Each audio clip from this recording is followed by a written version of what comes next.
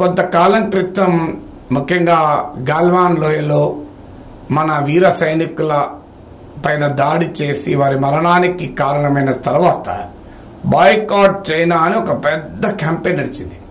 అపార్ట్మెంట్ల బాల్కనీల నుంచి China made in China టీవీలు పడేశారు అని ఇలాంటివన్నీ సోషల్ మీడియాలో చెక్కలు తిరిగాయి. పెద్ద ఎత్తున boycott China goods. Even Modi ప్రభుత్వం కూడా చైనా నుంచి దిగుమతుల పైన తీవ్రమైన ఆంక్షలు పెడుతోందని అర్నబ్ గోస్వామి లాంటి వాళ్ళు యాంటీ చైనా ప్రోగ్రాం జరిపారు. విచిత్రం ఏంటంటే ఆ anti China programs sponsored by Chinese companies.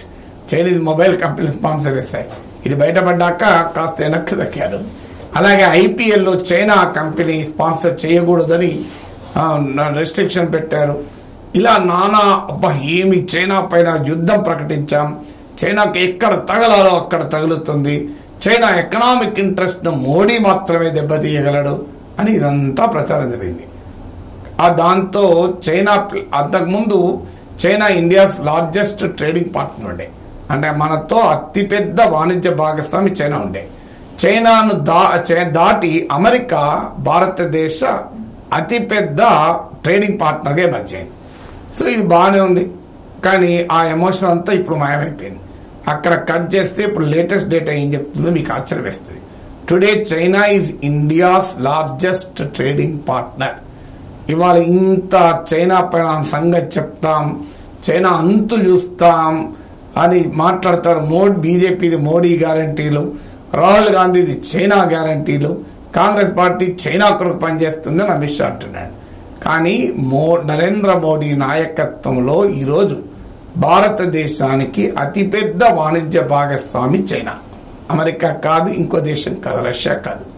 China is the largest trading partner. మీకు డేటా కూడా చెప్తున్నాను. Global trade initiative research data ప్రకారము 2023-24 2023-24 ఆర్థిక సంవత్సరంలో India China total trade $118.4 billion. ఒక బిలియన్ అంటే 100 crores. $118.4 బిలియన్ అనేది India China total bilateral trade. అయితే ఇది ఇప్పుడు ఒక డైమెన్షన్ మాత్రమే. అమెరికా కన్నా భారతదేశం చైనాతో వ్యాపారం చేస్తుంది, వాణిజ్యం చేస్తుంది. ఇందులో కూడా తీసుకుంటే చైనా నుంచి మనం దిగుమతి తీసుకునేది ఎక్కువ. ఓకే, చైనాతో మనకి ఎన్ని గొడవలు ఉన్నా మనం ఎగుమతి చేస్తే మనం అంగీకరించవచ్చు. ఎందుకంటే చైనాకి ఎగుమతి చేసి మనం లాభపడుతున్నాం కనుక మనకే ఇబ్బంది లేదు. కానీ దురదృష్టం ఏంటంటే ఇందులో ఎగుమతులు తక్కువ, దిగుమతులు ఎక్కువ. అఫ్ కోర్స్ దిగుమతుల కన్నా ఎగుమతులు పెరిగిన మాట నిజం. సో ఎగుమతులు ఉదాహరణకు మీకు ఎగుమతులు 8.7% పెరిగాయి, ఎక్స్పోర్ట్స్. ఇంపోర్ట్ 3.2% పెరిగాయి. కానీ but what is the level of import, what is the level of exports? ఇవాళ $118.4 బిలియన్ ఇండియా చైనా ట్రేడ్ అయితే ఇందులో భారతదేశం ఇంపోర్ట్ చేసుకునేది $101.7 బిలియన్. అంటే $118 బిలియన్ లో $101 బిలియన్ భారతదేశం ఇంపోర్ట్ చేసుకుంటుంది. మనం ఎక్స్పోర్ట్ చేసేది $16.7 బిలియన్. అంటే ఇంపోర్ట్ కు ఎక్స్పోర్ట్ కు ట్రేడ్ డెఫిసిట్ ఎంత ఉందంటే నియర్లీ $85 బిలియన్ ఉంది. $85 బిలియన్.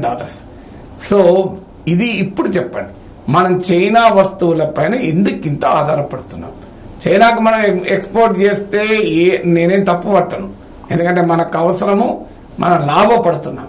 కానీ చైనా నుంచి వస్తువులు దిగుమతి చేసుకొని మన డొమెస్టిక్ ప్రొడక్షన్, దేశీయ ఉత్పత్తులకు మనము నష్టం చేస్తున్నాం. మేక్ ఇన్ ఇండియా ఇంత నినాదాలు ఇస్తున్న కాలంలో why are we dependent on hostile neighbour? మనకు వ్యతిరేకంగా మన సరిహద్దులోకి చొరబడుతున్న చైనా పైన మనం ఎందుకు ఇంత ఇంపోర్ట్స్? మరి మోడీ ప్రభుత్వం విధిస్తున్న ఆంక్షలు ఎక్కడ పోయాయి చైనా వాణిజ్యం పైన? మోడీ ప్రభుత్వం చైనా పైన విధిస్తున్న ఇంపోర్ట్ రిస్ట్రిక్షన్స్ ఎక్కడ పోయాయి? What are the data tell? మాటలకు చేతులకు ఎంత తేడా ఉందో మీరే చెప్పండి.